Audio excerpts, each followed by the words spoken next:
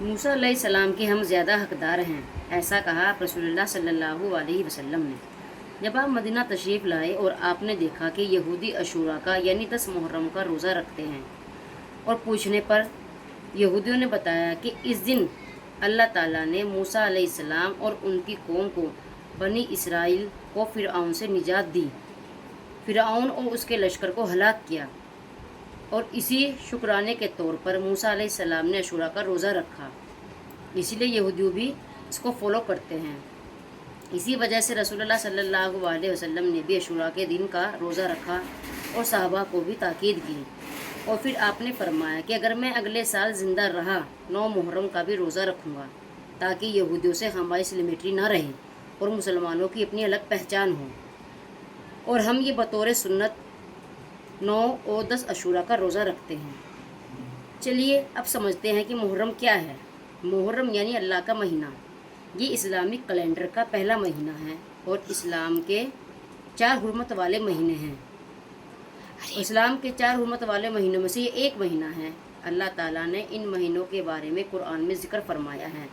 بے شک اللہ تعالیٰ کے نزدیک مہینوں کی تعداد 12 ہیں، ان میں سے یہ 4 حرمت والے مہینے ہیں۔ تو ان مہینوں میں اللہ تعالیٰ نے قربان فرمایا ہے کہ اپنی جانوں پر ظلم نہ کرو، یعنی ان مہینوں میں خاص طور سے گناہوں سے اور اللہ کی نافرمانی سے بچیں، اور فرض عبادت میں سستی نہ کریں، اور لوگوں کا حق مارنے سے بچنا چاہیے، اور زیادہ سے زیادہ نیک کام کرنے کے صدقہ خیرات کرنا چاہیے، کیونکہ ان مہینوں میں کی گئی چھوٹی سے چھوٹی بھی نیکی کا سبب ہمیں کئی گنا ملٹی پلائی ہو کر ملتا ہے۔ اور آپ صلی اللہ علیہ وسلم نے فرمایا ہے کہ اللہ کے نزدیک رمضان کے مہینے کے روزے سب سے خاص روزے ہیں، اور رمضان کے مہینے کے بعد اللہ کے نزدیک سب سے خاص روزے جو ہیں وہ محرم کے ہیں، اور اس مہینے کی سب سے خاص تاریخ ہے عاشوراء یعنی 10 محرم۔ اس دن کچھ ایسے واقعات پیش ہوئے جو ہر بطور مسلمان ہم سب کو پتہ ہونے چاہیے۔ نمبر 1، موسیٰ علیہ السلام اور ان کی قوم کو فرعون سے نجات کا ملنا۔ نمبر 2، آدم علیہ السلام کے توبہ کا قبول ہونا۔ اور نمبر 3، نوح علیہ السلام کی کشتی کو پانی کا زلزلہ تھمنے کے بعد جوتی نامک پہاڑ پر کنارہ ملنا۔ اور نمبر 4، یونس علیہ السلام کا مچھلی کے پیٹ سے نجات کا ملنا۔ اور نمبر 5، یہ واقعہ بھلا ہم کیسے بھول سکتے ہیں کہ اس دن امام حسین رضی اللہ عنہ،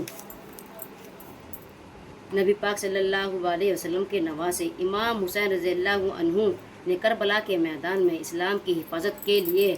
اپنی جان قربان کر کے شہادت کا عظیم مرتبہ حاصل کیا۔ اور اب اس ویڈیو کو اور اس امپورٹنٹ انفارمیشن کو، اس حدیث کو آپ زیادہ سے زیادہ لوگوں تک شیئر کریں تاکہ ہر مسلمان کو پتہ چلے کہ محرم کی فضیلت کیا ہے۔